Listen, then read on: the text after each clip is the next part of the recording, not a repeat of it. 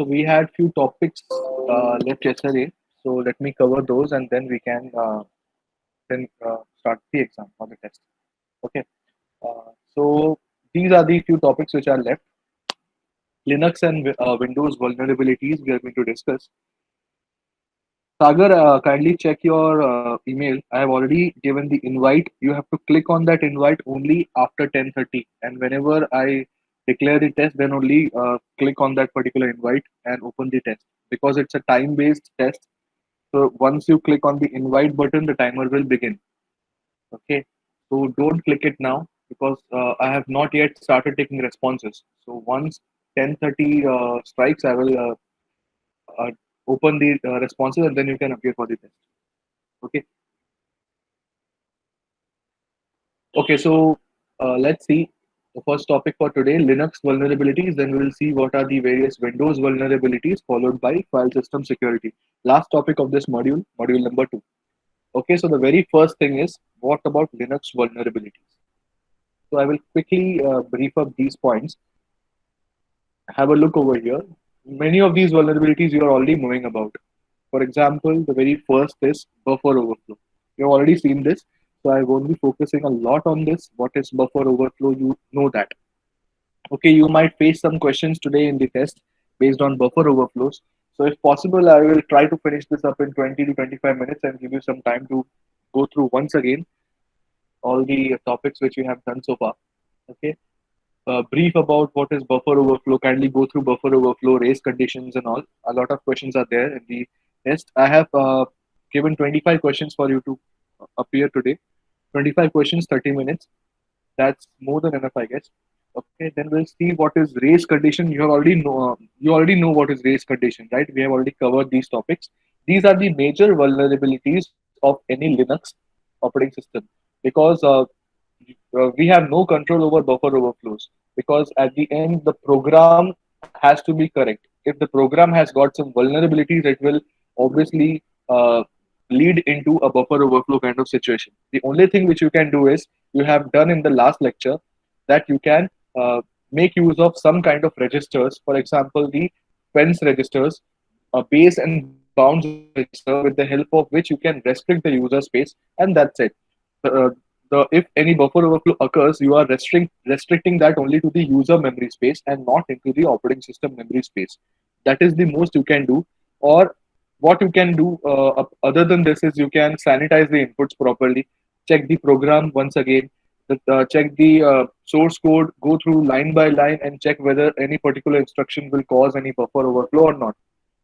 In your first experiment, that is flaw finder, we saw that flaw finder goes through entire code and it checks each and every line of your C++ code, and it will point out whether any flaw is found or not.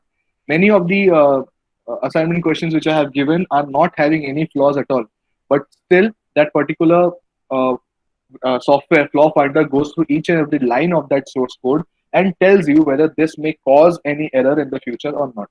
Okay, so I assume yourself lucky if you're not having any flaws in the particular code which I have given you as assignment. Those Many of you are also having flaws, for example 60 to 70 flaws in a 70 or 80 line program. So such a program is highly vulnerable, and it will obviously cause the entire machine to disrupt or work in an unexpected fashion. So such kind of things should be avoided.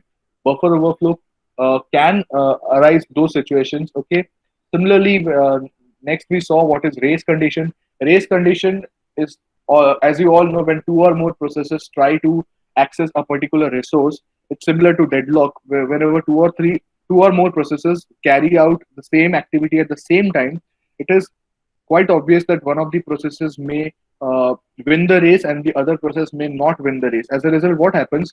Whichever process's transaction is complete, that particular process may wish to commit that particular transaction.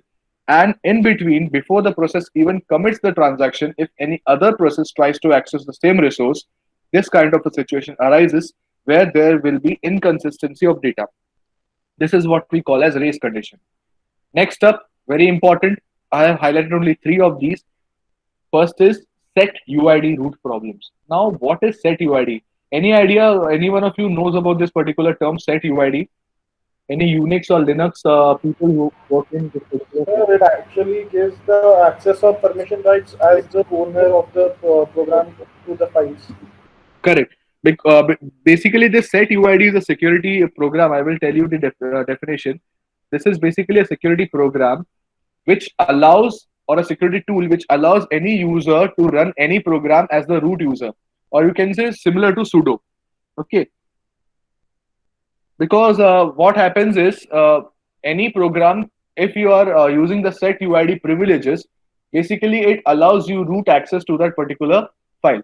So this particular security feature can be exploited by an attacker. Let me first answer Sagar's query. He has some queries. Why we are not getting flaws while the time of compiling the code if the flaw can cause a serious damage in future? See, there are few compilers basically look for syntax errors, right? And moreover, C++ compilers are not that capable enough to find out the logical errors in between. You already know what is errors and exceptions. What flaw finder does is it neither aims for the errors nor exceptions. It basically find out some logical kind of error which may cause some serious damage in the future. A programmer, while programming, might look for the errors, but still, what is the role of a tester? The tester goes through each and every line, he debugs each and every line, and then tries to find out a bug in the program. A bug is different from an error. If you can try to correlate that, a bug and an error are totally different. Error occurs because of some syntax error or some semantic error, but bugs are something which are logical in nature. For example, you might add two numbers which might uh, what you can say, which might turn your entire program into an infinite loop. Such a thing is not detected by the compiler. Getting it? So such things can be found out with the help of some specialized softwares. I have given you example of Flaw Finder. Any queries so far? Because those errors which Flaw Finder found out cannot be found by your normal C++ compilers. Okay. Next up, let's learn about the SetUID once again. The SetUID is a root program, is a root owned program basically. It allows any user, any unprivileged user, to get access to the unauthorized privilege resources. How? Because the SetUID is basically a security tool which allows any user to temporarily get access to any file of your system with root privileges. For example, you can use it for testing purpose. Okay, you want to get access to the Windows. For example, I am taking example of Windows. If you want to see Windows 32 files, System 32 files, some of the files are hidden. You might have noticed that. So you basically need to go to the View tab and then click on Show Hidden Files and Folders. Then only you are able to view those files. Similar thing happens over here. When you are not having privilege to a particular file, you would like to open that file in Unix or Linux with the help of this tool, which is called as setuid. Getting it? So basically, we can use it for testing purpose, for research purpose. But this particular tool can be exploited by the attackers if it is freely available. Previously, what used to happen? This particular tool was readily available in Unix and Linux distributions, but now the distributions, for example, Ubuntu 18.04 or something, or some other version, latest versions, are not having set UID as a distributable file. The attackers need to scan for them inside the system, and then only if they get hold of it, they can run it. Otherwise, पहले क्या होता था? They used to get the file inbuilt available readily. The users could simply open that and access any unprivileged file with the help of the setuid root program. But now that is not available as a distributable. You need to download it, or you need to search for it somewhere in your system and then open it. Okay, so that is one of the drawbacks of Linux. Next comes Trojan horses. You all are aware of what Trojan horses are. You might see some questions today in the test. Terminal troubles are nothing but the end user troubles. For example, the system on which Linux is installed, it might be having malwares already installed in it. For example, it might be having some malwares by default in one of the drives. And for example, if you're having a dual boot system where you are having Windows as well as Linux, you can access the Windows drives also using network settings. You can go into the network and find out the other drives attached to that particular machine. So if one of the drives is already infected with a malware, that can also percolate into other operating systems. It is quite difficult, but it can happen. So that is what we call as a terminal trouble. Okay. Next up is missing permission checks. Some particular files or authentication systems don't even check the privilege of a particular user.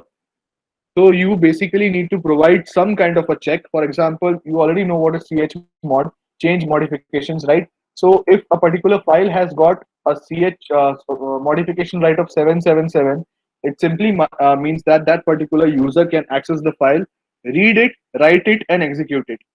Similarly, you can change the modifications of a particular file. You can give permissions, you can give access rights to a particular file to a user. So basically, you need to do it as an additional parameter check. At some point of time, Linux may not apply all the checks at the same time. You may need to do it manually. Okay.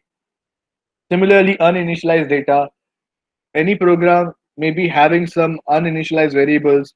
They may lead to memory issues. They may lead to garbage values, throwing up of garbage values, and so on. You already know what is that all about, right? Similarly, next is denial of service. We already know what is denial of service. Linux servers can cause a lot of issues in case of denial of service. Basically, those servers, web servers who are which are installed on Linux, face this kind of an issue. Okay, because multiple machines can actually carry out either denial of service or distributed denial of service with Linux. Most of the web servers available today, 70% majority web servers are based on Linux as compared to Windows. They are mostly based on Apache as compared to IIS, because obviously Apache is free source, open source. So most of the web servers today in the real life are uh, built out of Linux operating systems because they use Apache as a web server. Similarly, IIS is a proprietary software from Microsoft, so it is comparatively lesser in number as compared to Linux. So most of the DOS and DDoS attacks happen on Linux. They have found out some vulnerabilities in the Linux operating systems which allow DOS attacks to happen frequently. Nowadays, Linux uh, distributables are coming with restrictions and a lot of checks in the background to avoid the DOS attacks, but still DOS attacks happen frequently on Linux web servers. Next up, web application vulnerabilities. This can be a very major threat in terms of I have already discussed about web servers being vulnerable because they're having Linux installed on it. Similarly, web applications. Web application vulnerabilities. Basically, if you're running a web server on Linux, and your Linux web server, your Linux operating system itself is having some issues, itself is having some vulnerabilities, it will automatically reflect on your web server. For example, I'm having my website being hosted on a Linux web server. If the web server itself is vulnerable, if it is not doing any checks at the background, either it is physically present or even it's hosted on a cloud, that will cause a lot of problems to my web application. Even SQL injections and all can take place if my web application is not that secure, which is hosted on a Linux operating system, obviously. So I need to take care of the operating system because that same vulnerability may reflect on the website which is hosted on my operating system. Clear? That is what I have mentioned over here. Kindly have a look. Weakness in a website or a web application that allows an attacker to gain some level of control of the site. Once found, these vulnerabilities are then exploited to steal data, distribute malicious content, or inject defacement content. They can even defame you. They can, if the attacker has got access of your site somehow, they may even post something irrelevant on your website, some obscene materials on your website, basically to deface your brand value. Similarly, if the attacker gets hold of the Linux operating system somehow, they can easily carry out SQL injection, they can easily carry out cross-site scripting. So that is how these vulnerabilities are reflected in the web servers or websites. Next up, we are having this rootkits. Now there is a lot of difference between a Trojan and a rootkit. Don't get confused between them. What is a rootkit? Rootkit is basically a carrier which contains a Trojan. Get this fact clear. Rootkit is basically a carrier which contains a Trojan binary programs which are ready to be installed on a victim's computer. Because once the Trojan is activated, it gets a complete root access to the system. Okay. So what you need to do is basically it is very difficult to find a rootkit or a Trojan because it hides its actual properties behind something which looks harmless. Trojan is that only. It is malicious, but it hides itself something which looks harmless. For example, I have repeated many times a calculator program. Calculator.exe is not that suspicious, but when you click on it, the actual Trojan begins working. So that Trojan can be transported with the help of a rootkit. Clear with this? So these are the major things, major drawbacks or vulnerabilities of a Linux operating system. So if I am clear, then I can move ahead with the Windows OS vulnerability.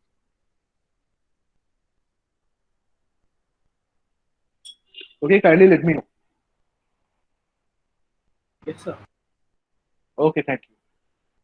So let's see what are these Windows vulnerabilities. We have already seen many of them, so I'm not going to focus upon them. I'm just going to give a brief highlight. SQL injection we have already covered. What is this HTTP response splitting? Any idea? We have done this. HTTP response splitting is nothing but your incomplete mediation. What we are doing is we are coming in between the communication and we are changing the parameters, the get parameters.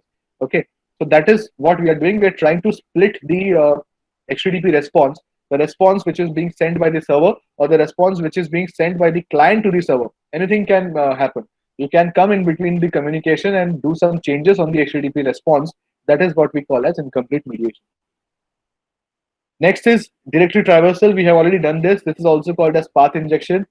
If you remember, we had done a practical on this small video I had shown where we can actually carry out some path injection. We can go into the directory, and once we get access of the directory, then we can easily navigate among the files present inside that directory. Clear? Cross-site request forgery, that also we have done in our previous semester, cross-site scripting. And I had also shown you a few examples of cross-site request forgery, where, if you remember, we had done a practical in DVWA, damn vulnerable web application, where we had three security levels: low, high, and medium, and impossible. We had done practicals on that. Cross-site scripting पे किया था हम लोगों ने, and similar things can be applied on cross-site request forgery. Clear? DVWA application has all these attacks mentioned over here. You can download this if not done yet. You can download it and carry out the practicals. Similarly, password-based attacks. Password-based attacks, for example, your John the Ripper tool is available both in case of Windows as well as Linux. So that basically consists of brute forcing and guessing. Okay, so brute force attacks are basically Windows are very vulnerable to brute force attacks because all the files, all the passwords are stored in the SAM directory, and that can be easily carried out, that can be easily broken if the passwords are weak. So what exactly is expected? The password should be made in such a way that it is not easily guessed, or we have already covered how we can set strong passwords. So kindly follow those techniques of setting a good password, and then your Windows machine can be secure. Next up is P2P file sharing. You also know what is this P2P, peer-to-peer. For a best example is Torrent.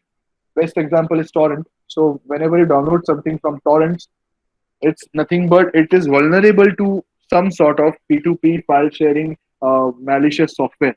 For example, if any particular malicious software gets attached to one of those files, you know that a particular torrent file is broken down into multiple files and they are being distributed among multiple applications. So just imagine if one of these files is having some malicious software inside it, what it can do. A lot of harm it can cause, and that particular file may get injected into all of the peers, all of the seeds, and at the end, what will happen? That particular file will end up on thousands of machines, thousands of clients who have downloaded that particular file. So once you click on that file, that particular malicious software gets activated. That can be a Trojan, that can be a rootkit. That's why it's always being told loud and clear, don't download files from torrents. And if you're downloading it, make sure that before executing that file, scan it properly. We also know how to scan a particular file, right?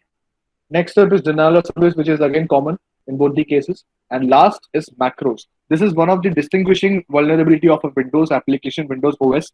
Macros are files which make our life simple. For example, they automate our process. For example, in Excel, PowerPoint, etc., we have the concept of macros. Macros are used to repeat a same task n number of times with the help of some predefined formulas. It is very vulnerable in case of MS Excel. So MS Excel, MS Access, these all Microsoft softwares are having these issues of macros. Macros, once if infected or injected with a virus, they keep on executing n number of times whenever that particular Microsoft application is opened. So once you are able to get your virus inside a particular macro and share it with other applications or other users, they will end up executing that macro virus present inside that particular file. There is also a classification of virus called as macro virus. This is that exact virus. Okay, so we are done with this Windows and Linux vulnerabilities. Now let me quickly give you a brief last topic of the day. What are the file security systems and what are the various file systems? As we all know, these are the various file systems available: FAT, NTFS, hybrid file systems, ext2, ext3, and the ISO standards. Okay, so these are the various file systems available. So obviously, there are various ways in which they can be attacked. So what are the various ways or what are the various techniques in which the file systems can be attacked? Attacks on file systems. These are the three things. The very first thing we have already covered: race condition. Race condition generally occurs on, you might have heard this term n number of times in this particular chapter, because race conditions are very crucial kind of attacks. The OS handles the processes and the memory, but in some cases, if the OS is not able to distinguish between the multiple processes which are running at the same time, that particular instant or that particular issue causes a race condition to happen, which will have a detrimental effect on the particular operating system you are running. So basically, the very first thing, very first attack could be a race condition. And second is ADS. What is the full form of ADS? Does anyone know about it? Sir, alternate data stream. Correct. What is it exactly? What is an alternate data stream? Sir मतलब ये file के अंदर अगर चला जाता है तो वो ऑलमोस्ट अनडिटेक्टेबल हो जाता है, इम्पॉसिबल हो जाता है उसको डिटेक्ट करना. Correct. So it's similar to a Trojan, you can say, or it's similar to a covert channel, you can say. Basically, a file can be hidden behind a file. For example, steganography सुना होगा आप लोगों ने. For example, if I wish to hide a file behind a file, I can make use of an alternate data stream or an alternate path. I'm just reading out. A file can be hidden behind a file as an attached stream that could be hundreds of megabytes in size.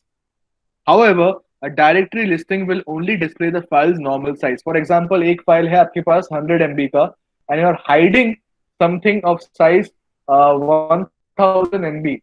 Okay, you're hiding this 1000 MB in this 100 MB file, which is obviously not possible. So no one will notice this particular thing as a threat. But this can be done with the help of an alternate data stream or an alternate data path, which is called as ADS. If possible, I will take a detailed explanation on this in one of the later sections. For the time being, let's just assume that we can hide any particular file behind a carrier file, which may be a lesser sized file. So what happens is when you open this file, it will show you only 100 MB size, but actually a 1000 MB file is present inside that directory or present inside that file itself. That is what we call as a ADS or alternate data stream. Clear? Next up, we are having this directory traversal attack. We already know what exactly is directory traversal, path injection, right?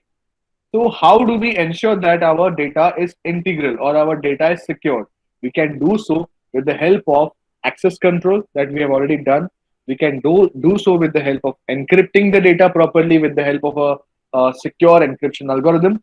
And we can do so by multiplicating our, or what you can say, replicating our data on various sources with the help of RAID, redundant array of independent disks, if you remember. Or people also call it inexpensive disk. So it depends on them. Both are correct in colloquial terms.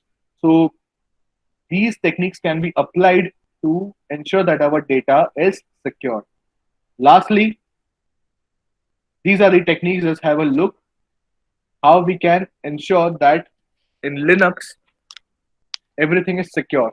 For example, in Linux, you know everything is a file. So for that purpose, I have already mentioned in this at the start of the lecture that we need to provide some kind of modifications to the access rights of a particular file. This can be done with the help of chmod. As we all know, a particular file in Linux can have three types of users. One can be the owner of the file, one can be the group where the owner belongs, and one can be others.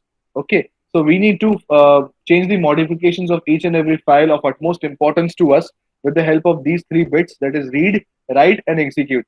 That is why if I provide 777, it is nothing but the user has got access to read, write, as well as execute. Similarly, you will face some modification of this type 477 or what you can say 147, something like this. So what you are doing is you are restricting some of the access over here, but you are providing full access in this particular case by providing 777, right? So next, there's a small concept which is called a sticky bit. What do you mean by sticky bit? Sticky bit is basically used on directories to suppress deletion of files. For example, even though I may be having the execute access of a particular folder or a particular file, I won't be able to delete that file. You may have noticed this in Windows as well. If one of the program is running, you are not able to delete that particular file. Why? Because that particular program is still being used by some other process, right? Similar kind of concept is applied over here with the help of a concept called as sticky bit. Sticky bit is used on directories to suppress deletion of files. So, for example, you want that a particular file is of utmost importance. It may be a top secret information, and you would not like that file to be deleted. So, you can make use of this concept called a sticky bit, which, when applied on that file, any other user will not be able to delete that file, even if they have write access or write permission to that file or to that directory. Clear with this? So this all can happen in the case of a Linux operating system, and similarly, few more techniques which can be applied to a Windows file system. Apart from these, what we have discussed so far, that will ultimately help the OS programmer or the OS designer to secure the operating systems.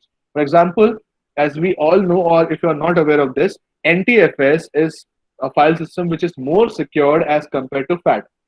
We used to have FAT operating systems before, FAT file systems before, sorry, and nowadays NTFS is replacing FAT because a few of the features. FAT is memory efficient. FAT is having some features which is making it more secure to the as compared to the other operating systems. That's why NTFS is far more used nowadays as compared to FAT. And these are the various security models which we can use to secure an NTFS file system. That is making access tokens available so that users can make use of these access tokens, and then they can provide access to a particular user instead of making it public. Similarly, security descriptors. What do you mean by security descriptor? Any idea? Last topic, security descriptors. It is similar to this particular concept in Linux, which is called as chmod.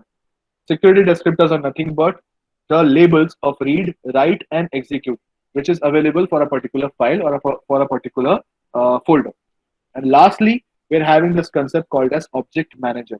Object manager is basically a concept which reads this security descriptor of a particular file and passes on to a security reference monitor. This security reference monitor is nothing but similar to an admin. That particular admin or a process will check whether a particular file has got these three parameters and whether the particular user has got a read access, write access, or execute access. And depending upon the access of that particular user, that particular rights will be given to that particular user, or it can be what you can say that particular right can be denied. So this is how we can provide protection to a operating system, whether it may be Linux or Windows. If you're having any doubts, kindly ask me, or else I can begin with the test.